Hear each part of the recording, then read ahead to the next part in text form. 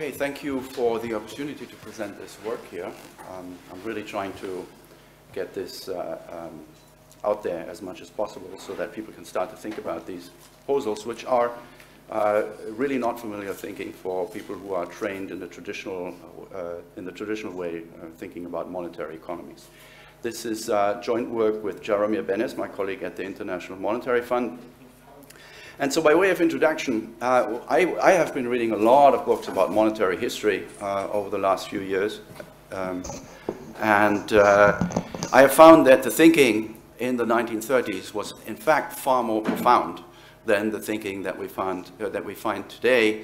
A lot of what we find today with a lot of the reform proposals amounts to tinkering with the plumbing of an existing system rather than thinking about how could we redesign the system from the ground up and not have many of the problems that we have today in the first place. Okay?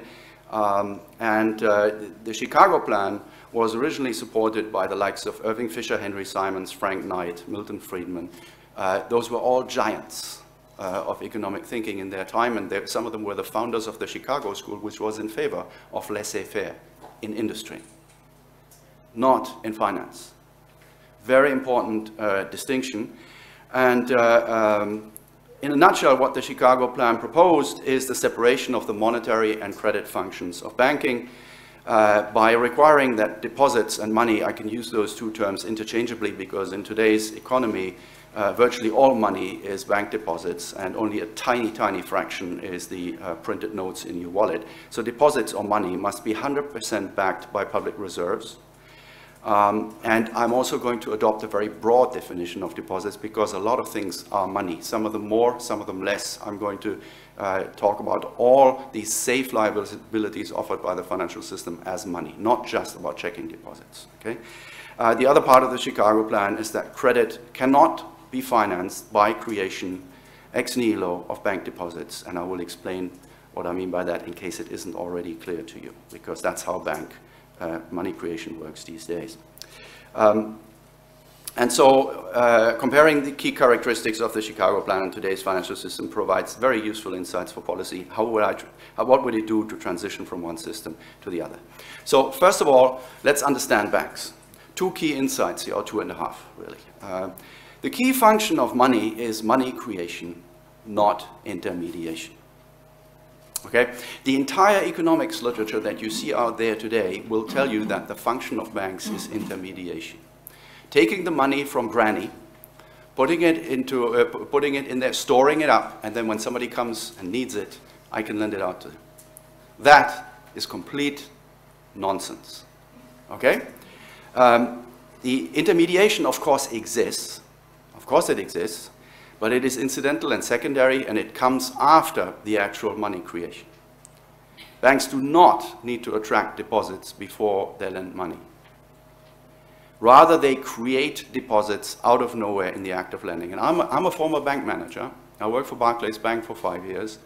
I've created those book entries. That is how it works. And if a leading light economist like Paul Krugman tries to tell you otherwise, he does not know what he's talking about. Okay? And so what happens is when you make a new loan, when somebody comes into your bank as a bank manager, and you approve that loan because you think it's a good credit risk, then you enter on the asset side of your balance sheet the loan, which is your claim against this guy. And on the liability side, at the same time, at the exact same time, you create a new deposit. You have created new money because this gives this guy purchasing power to go out and buy something with it. Banks have created money at that point. Okay? No intermediation, because the asset and the liabilities, they are in the same name at that moment. Now what happens afterwards, of course, is that guy can take that deposit elsewhere and spend it, but it's still in the banking system, because all I care about as a macroeconomic theorist is I care about the aggregate banking system. Sometimes taking this step and just looking at the micro of an individual bank and then transferring the logic to the macroeconomy can be really, really wrong, and here it is. Okay? So, what that means is that it becomes very, very easy for banks to start and later crash a lending boom, because if they feel like the economy is good, even though the central bank might not, even though policymakers might not, They simply expand the money supply. Because they do not need, the third parties are not involved here. It's just the bank and the customer, and I make the loan. Okay? The only thing that is required is that somebody else will then later accept that deposit as payment for, say, a machine, $1 million machine. But that's given, legal fiat, right? Bank liabilities by legal fiat are a means of payment. He knows that that's acceptable. Okay?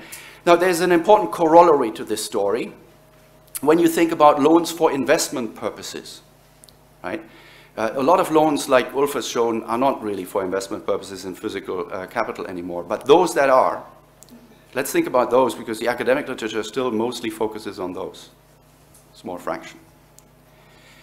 What happens there is not, the story that is often told in development economics is that first you need to have savings, and then once you have the savings, you can have investment. So a country needs to have sufficient savings in order to have enough investment. Nonsense too. At least for the part of investment that is financed through banks.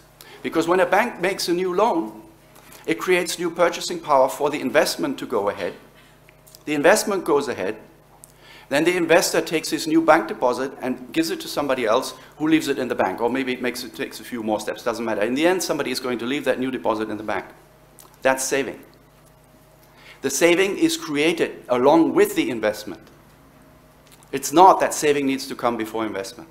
Really important insight for anything to do with development economics. The second thing we need to understand about banks is that the deposit multiplier that is taught in economics textbook is a fairy tale.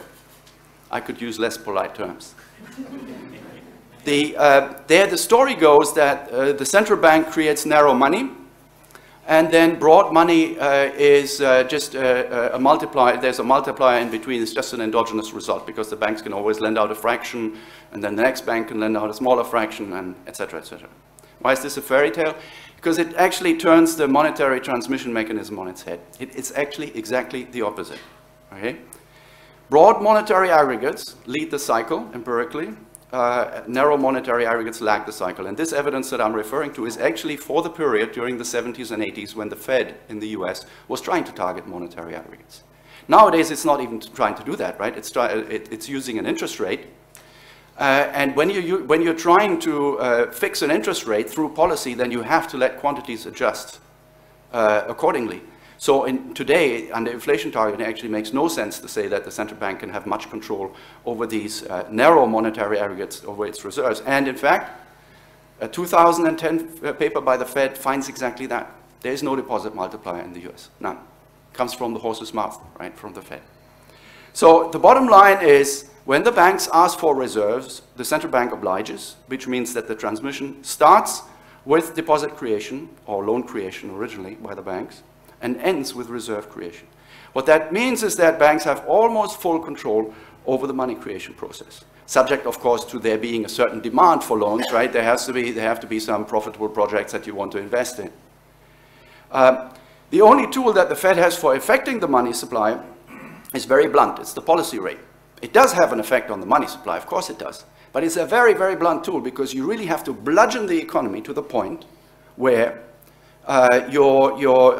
some of the bank's potential borrowers become not creditworthy anymore. You have to make some borrowers not creditworthy. That's a very, very blunt tool to control the money supply. And in fact, it isn't used for that, right? I mean, at least not primarily under inflation targeting.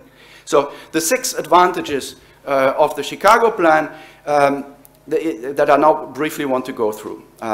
4 were identified in Fisher's brilliant book in 1936. There's a short version and a long version. I highly recommend the short version, because then at least you can be sure you will get through that, and it's about 25 pages. Much better control of bank lending-driven business cycles, or credit cycles, complete elimination of bank runs, dramatic reduction of the net public debt, dramatic reduction of private debts, and I will show you all of this.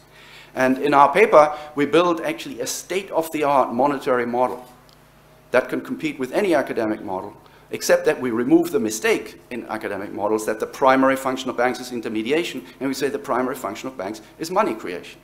That's the thing that's different, okay? And then we find that we can realize large output gains from this, and liquidity traps, which are a major concern in economic policy making today, would also disappear. And inflation would be very low.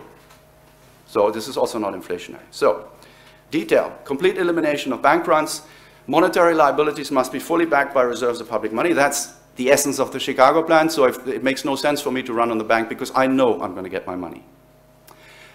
Credit assets must be funded by non-monetary liabilities because otherwise there could be runs on those, and there could be loss of monetary control if somebody else creates monetary substitutes.